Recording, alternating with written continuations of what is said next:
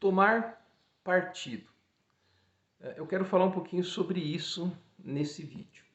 Hoje, domingo, dia 10 de abril, agora quase 7 horas da manhã, 17 graus de temperatura.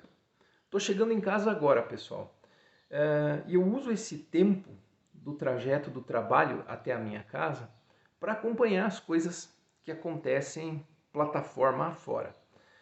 E no retorno, hoje, na volta para casa, eu vim ouvindo a live de uma amiga e ali surgiu um comentário que me deu a ideia de gravar esse vídeo. Como vocês sabem, a gente passa por muitos lugares nessa plataforma, né? Por muitos nichos diferentes. E às vezes a gente acaba encontrando amigos e pessoas conhecidas em nichos diferentes daqueles que tradicionalmente a gente frequenta, principalmente quando o assunto é interessante, como o meio da treta gospel, né? Como eu já comentei com vocês, eu já passei por outras áreas que eram consideradas extremamente complicadas da plataforma, né? Conheci a DeepTube, conheci o Baixo Clero e vi que por ali as coisas realmente eram pesadíssimas. E como vocês sabem, eu tenho me surpreendido a cada dia com as coisas que acontecem nesse meio gospel. No entanto, nesses dois espaços, DeepTube, mas principalmente no Baixo Clero, acontece um fenômeno que é muito peculiar. Não sei se acontece aqui no meio da treta gospel, acredito que sim. Que é o seguinte, pessoas que hoje estão quebrando o pau, sabe? Amanhã estão aos beijos e abraços. Na sequência, voltam a quebrar o pau e na sequência estão abraçados novamente, né? Por quê? Principalmente porque ali no Baixo Clero, os canais têm mais ou menos o mesmo número de inscritos e acontece aquele fenômeno dos canais relacionados. As pessoas transitam de um canal para o outro em busca das mesmas coisas, digamos assim. Provavelmente o meio da treta gospel tem as suas similaridades com qualquer outro espaço aqui da plataforma.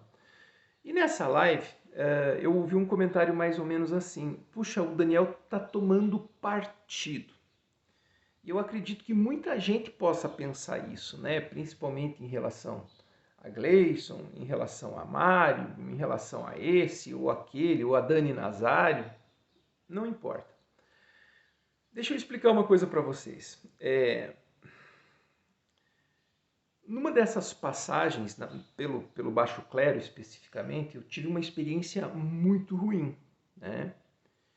Durante quase 2 anos, praticamente sem saber o que estava acontecendo, um determinado canal, à época até um pouquinho maior que o meu, com um número de visualizações ainda maior, me escolheu para Cristo, né? Naquele pequeno grupo de pessoas, naquele pequeno nichozinho, né?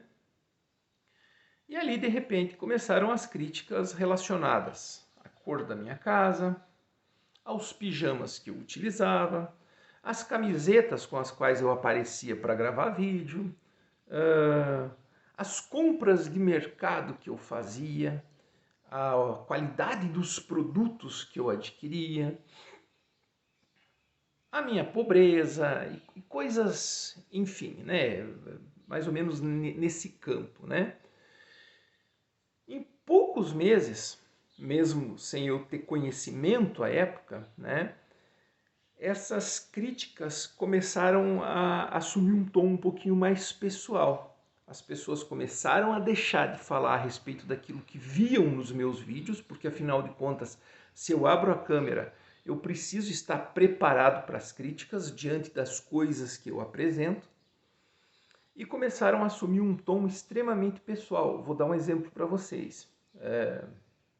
Num determinado período, alguns anos atrás, eu trabalhei na construção civil, construção de fato, né? Dentro de uma obra. E, de maneira muito suspeita e curiosa, estas mesmas pessoas que me atacavam começaram a entrar em contato, acredite você se quiser, com os meus patrões, com a minha chefia. Beleza. Mas como é de conhecimento geral que eu tenho o meu canal, nunca disse absolutamente nada aqui que possa prejudicar ou comprometer quem quer que seja, porque eu tenho um cuidado muito profundo com as palavras que eu uso, sempre tive. Ficou tudo bem, tudo legal, as pessoas deram muita risada, etc. Eu trabalhei na construção, pessoal, porque naquele momento eu precisava trabalhar na construção. Na sequência, né, dentro de um espaço de ensino no qual eu trabalhava, ministrando a disciplina de História,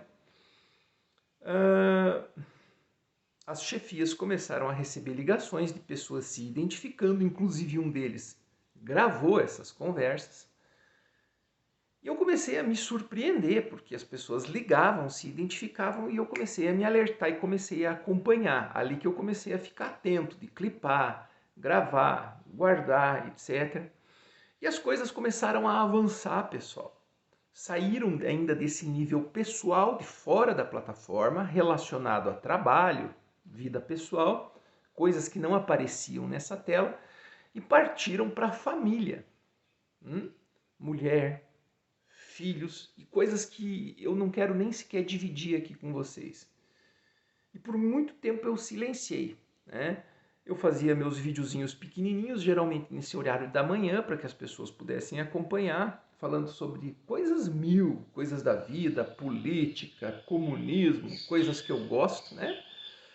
Comunista também era um dos meus apelidos, comunista, catarrento, careca, o que você puder imaginar das coisas mais atrozes.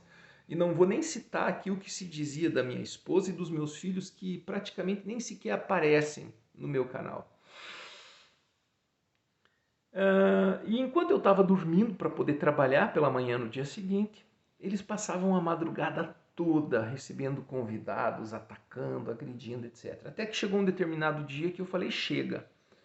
Entrei em contato com a minha família, com os meus pais, com os meus irmãos, diante das coisas que estavam acontecendo aqui na minha vida real, e tomei uma providência, Tomei uma providência dentro daquilo que está previsto, não na plataforma, não de outras formas, não agredindo absolutamente ninguém, me mantendo na minha, mantendo a pose, digamos assim, e tomei as providências judiciais relacionadas. Um dia eu posso até detalhar para vocês ou apontar os vídeos nos quais eu conto um pouquinho mais sobre isso, né?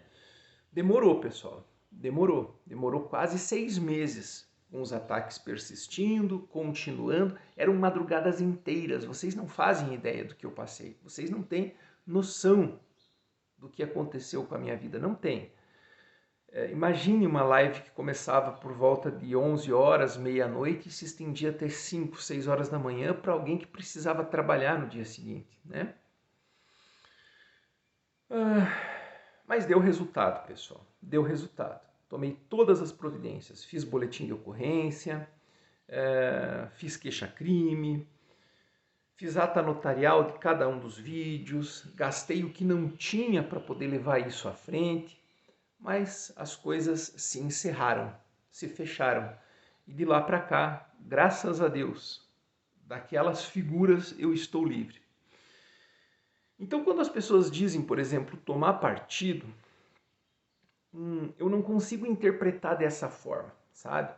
Porque eu acredito que eu estaria tomando partido, por exemplo, se eu dissesse o seguinte: olha, as coisas que Gleison diz nas suas profecias são verdade e eu lutarei para assegurar a todos que o que ele diz é plena e absoluta verdade. Não, eu não tenho domínio sobre isso, eu não tenho... Não é a minha área, não é o meu campo, eu não tenho entendimento para tratar especificamente sobre isso, né? Eu estaria tomando partido, por exemplo, se os canais de suposta refutação eu estivesse dizendo a esses canais: olha, vocês estão certos, exatamente, saiam da área de vocês, que é de refutar as supostas heresias, e partam para o pessoal mesmo, vocês estão certos.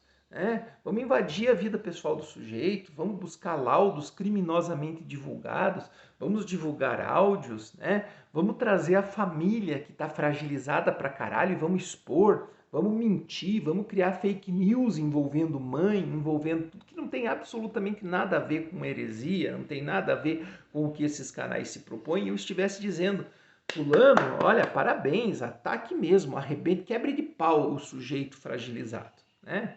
Quebre de pau, o sujeito do canal que tem 1.000, 2.000 inscritos e você com 300 mil, você está muito certo de trazer família, né? De envolver vida pessoal, coisas que não estavam disponíveis na plataforma para que vocês tivessem o direito de julgar, né? Mas tudo bem, né? Essa atitude criminosa de partir para elementos de investigação, eu já vivi isso, né? Eu já vivi isso, eu sei o que é uma pessoa procurando tua família, eu sei o que é uma pessoa procurando teu ambiente de trabalho, eu sei o que é uma pessoa tentando levantar dados a respeito de você que nada tem a ver com essa plataforma, porque as pessoas não têm competência para discutir aquilo que se apresenta nos vídeos. Então eu não acredito que eu esteja tomando partido. É minha opinião e eu respeito a opinião dos amigos porque eu abro câmera, né? Eu tô aqui exposto para o julgamento das pessoas, né? Mas também eu tenho o direito de me posicionar sobre o que eu penso. Então eu não acredito que seja tomar partido. Eu acredito que seria tomar partido se eu estivesse defendendo o conteúdo especificamente. Agora, eu, Daniel, penso o seguinte, eu não posso assistir pessoas passando pelo que eu passei, né? Vendo essas pessoas serem massacradas, destruídas emocionalmente, tendo a sua, sabe, a sua moral destruída, a sua honra violada e silenciar. Agora tem um segundo elemento também, né, que eu achei muito coerente, né, na fala das pessoas que estavam nessa live que eu vim assistindo. Depois as pessoas se acertam, né, e quem defende ou deixa de defender fica mal na foto. Bom, eu sou muito sincero com vocês. Eu acredito que se acertar com o seu agressor, né, se acertar com as pessoas criminosas que praticam bullying virtual, que destroem, violam a tua honra, massacram a você e a sua família, muitas vezes é uma estratégia, inclusive inteligente em alguns casos, né? Eu vou usar aquele ditado popular que você já deve ter ouvido, se você não consegue vencê-lo, junte-se a ele, né? Eu não sei de que forma isso seria possível, né? Mas provavelmente isso pode acontecer sim, como acontece no baixo clero. Hoje eu sou apaixonado por fulano, amanhã eu quebro o pau com fulano, daí amanhã depois né? Isso acontece muito comigo, já aconteceu, né?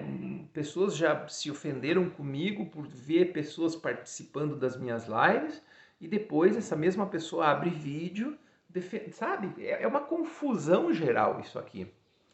Então, sim, pode acontecer que essas pessoas que alguns entendem que pelas quais eu tomo partido, que se acertem com seus agressores, né? Ok, é uma estratégia de sobrevivência na plataforma e pode acontecer, né? Da mesma maneira que essa turma de agressores, por exemplo, fecha os olhos, né, para as heresias, para as bobagens que os próprios amigos cometem, pode ser que se algum dia alguém que é atacado se tornar amigo, sobreviva a isso também. E eu também não vejo mal nenhum nisso, sabe? Mas isso é uma coisa muito mais íntima, é uma coisa muito mais pessoal minha, sabe? Eu acho que eu não conseguiria ver esses ataques tomando a proporção que tem tomado, sabe? Um dia eu gostaria até de abrir uma consultoria, na minha maneira. É óbvio que eu não sou dono da verdade, quem sou eu? Mas, né? Vou dar um exemplo para você.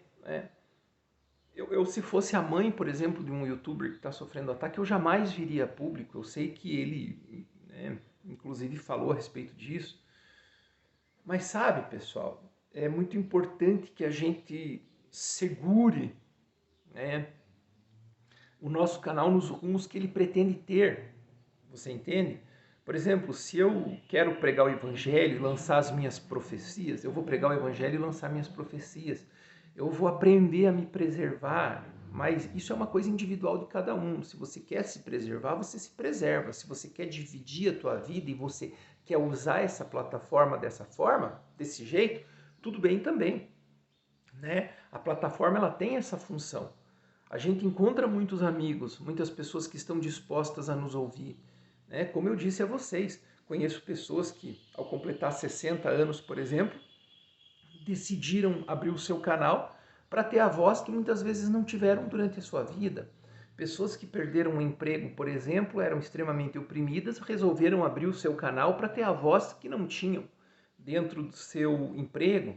Pessoas que se divorciam, por exemplo, para ter a voz que não tinham dentro do seu relacionamento. Então, o YouTube ele é gigante por causa disso. Ele tem espaço para todas as pessoas, né? Só que da mesma maneira que a gente encontra pessoas que nos abraçam e que nos acolhem, a gente precisa estar preparado. A gente precisa criar couro duro, casca grossa, para suportar pessoas que divergem da gente de alguma maneira, né? Como disse o irmão José Roberto para mim num comentário esses dias, né? Ele falou, não chama mais de canal lixo essa galera, Daniel. Fala que são canais divergentes, exatamente, canais divergentes, tá bom? Espero não ter sido muito enrolado, né? Os meus filhos reclamam muito disso, dizem que pai, você é enrolado, você vai chegar e dizer o que tem que dizer, você demora 2 horas para falar. E é o meu jeito por enquanto, né? Então tá bom, pessoal, espero ter esclarecido as coisas, ou pelo menos dado a vocês a minha versão desses fatos. Não se trata de tomar partido, e sim de não fechar os olhos para as coisas que eu considero importantes, relevantes e que dizem respeito à honra das pessoas. Bom dia!